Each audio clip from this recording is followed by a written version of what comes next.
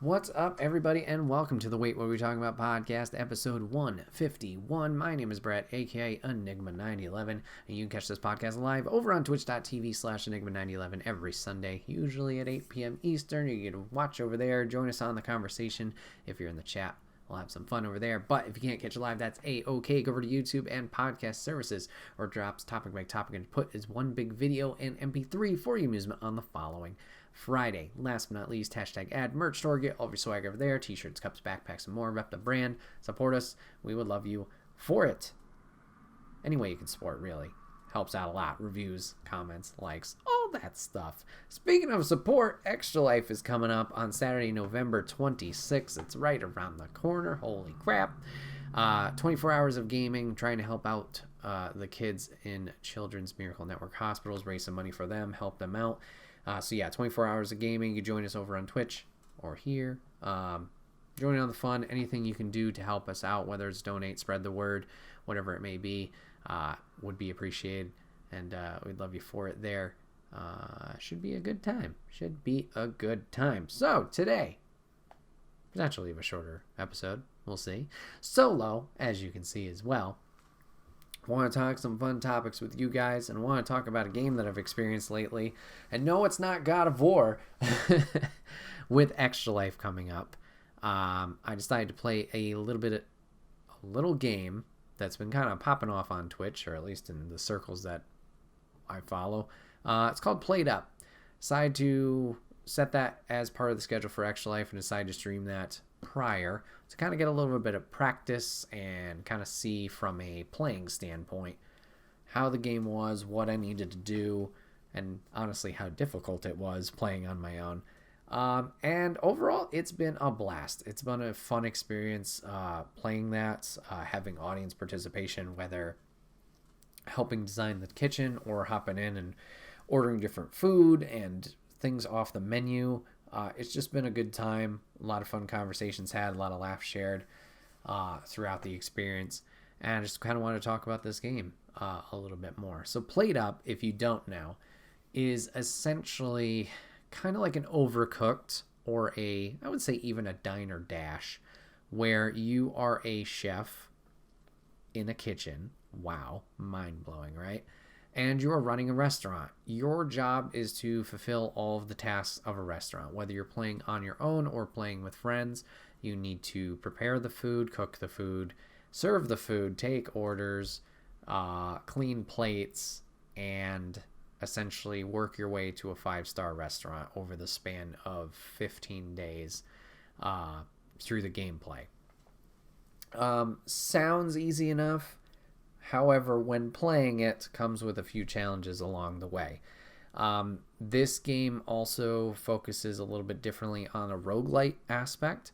Roguelite, roguelike, do I know the difference? Not really, sorry.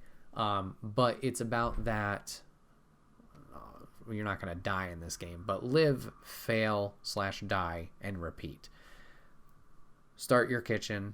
Go through it as far as you can. You fail once after a certain time, your whole restaurant is gone. You do not get your floor plan. You do not get your organization. You do not get your money.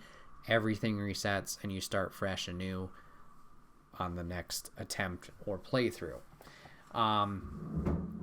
What this allows for you to do is kind of gradually learn what works, what doesn't work, what do I need to research, how do I need to organize things, where do I need to prioritize my time, and kind of build on that experience from the experience that you built from playing, kind of take it into the next kitchen from there, and hopefully do better.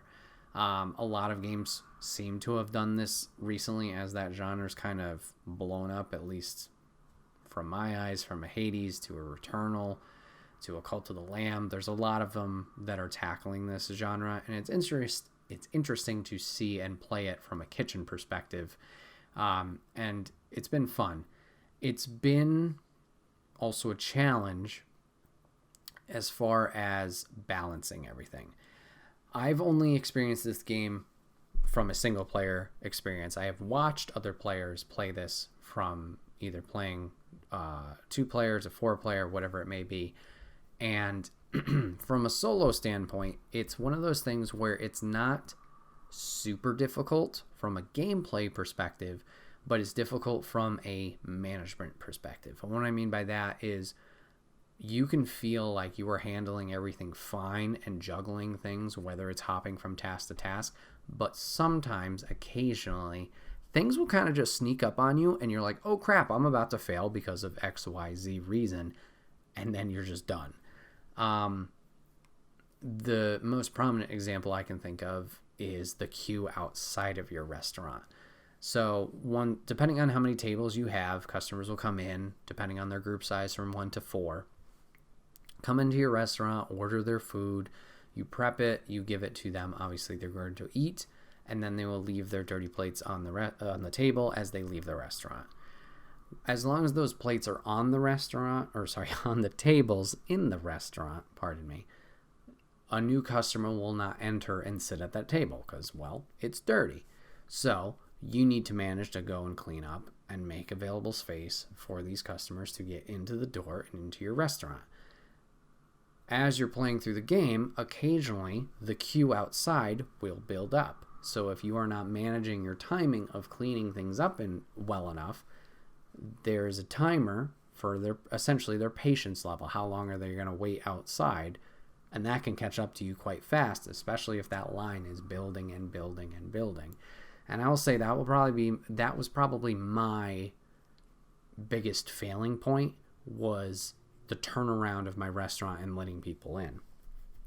So it comes down to strategy of like, how can you maximize, I guess, your results for obviously the customers coming in, and being efficient with your tasks to kind of have everything work and flow together.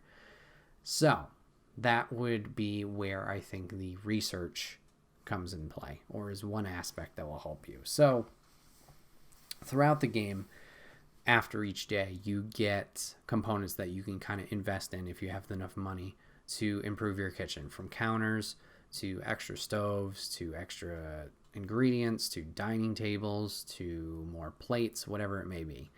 You can decide to write out there, or to outright just buy those components if you have enough money to improve your kitchen, your dining room, whatever it may be.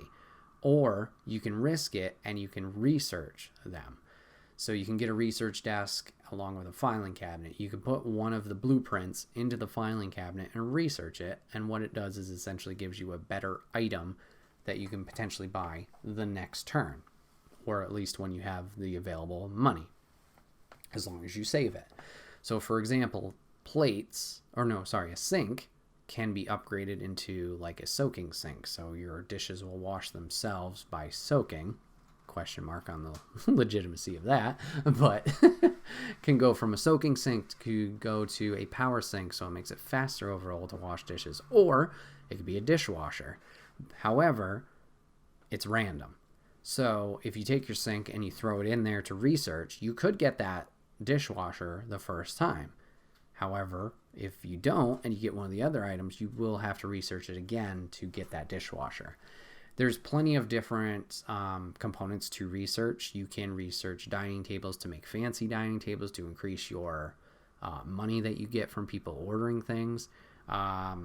There's a whole wide variety that I haven't played around with, but I'm sure a lot of veteran PlateUp players at least know all the formulas now, or have a decent understanding of them, because there's a lot of interesting mechanics or components as well that you can find or get kind of the opportunity to build if fate shines upon you, like a mixer or a chopping station or a plating station or a conveyor belt or a grabber, which will only grab certain components once they're present. And you can automate a lot of things if you know what you're doing and you do the proper research to kind of help yourself obviously balance things out, especially from a single player perspective. As for the multiplayer, once again, I haven't played it personally, but from watching it, it seems chaotic and fun, just like Overcooked was.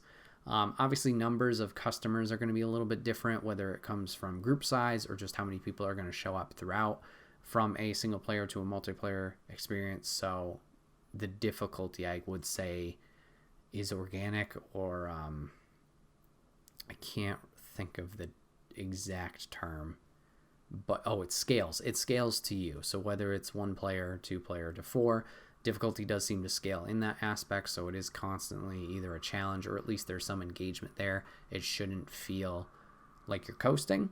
And seeing what people kind of do with their kitchens, especially in the later game, is nuts. Shout out to Cortilli. She's a streamer that we've watched from time to time, and seeing how she's automated her kitchen at late stages of the game is insane. Just like how it's all jumbled in the kitchen but somehow works is nuts. So I'm interested to see, as I play more of it, to see what other kind of combinations and things I learn work and don't work, depending, I guess, on the recipe and the restaurant experience that I'm going for. Another aspect I will say that also keeps it fun and fresh, besides just the different recipes so far, I've ran into steaks, pizza, burgers, and salad. I believe there's also pies. I'm not sure if there's anything else besides that, at least for a main dish. The other component that that is fun and keeps things engaging and interesting is after so many days, you get essentially challenge cards. So it's a fun twist and a kind of a fork in the road of like, you decide what path you're going to take. Which challenges are you going to face head on? Maybe it's lower patience overall, or maybe it's a lunch rush, or maybe you are going to serve appetizers to your customers as they come in. And that's kind of a game in itself as well, similar to, once again, we already talked about other roguelites. I'll bring up Hades just because that's one I can kind of relate to a little bit more. Like Hades, that was entirely that game. From room to room, you would make these decisions of what power-up am I going to go after? Am I going to fight the boss now? Am I going to go improve my character? Or am I going to improve my weapon? And these were decisions you need to make after each room individually in Hades. And that may not happen as frequent in PlateUp with these challenge cards, but it keeps that fun factor and that intrigue going, and it doesn't get bland throughout that 15-day process of trying to reach your 5-star restaurant. So that's fun. What happens when you do eventually reach 5 stars?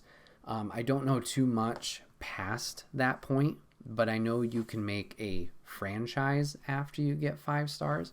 So I think this is essentially a way for you to continue these kitchens that you've completed, up to that point. And once you fail that initial run, you can start carrying things over from that restaurant into a new version of it and kind of keep working on it from there. Like I said, I don't know 100%, at least from my point of view and perspective, how that works out, but there is more to do after that 15-day span if you do succeed and achieve that goal. I mentioned earlier, like, a chat participation. So there is Twitch integration, which is a fun feature for most games that they include it into.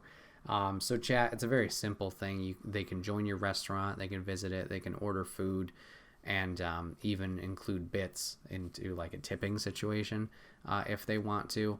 So it's not the most elaborate, I guess you could say, but it is fun just to be like, oh, it's so-and-so, oh, it's so-and-so popping in. Just, having their little name over their avatar instead of just Joe Schmo, 1, 2, 3, 4 dudes just walking around, whoever.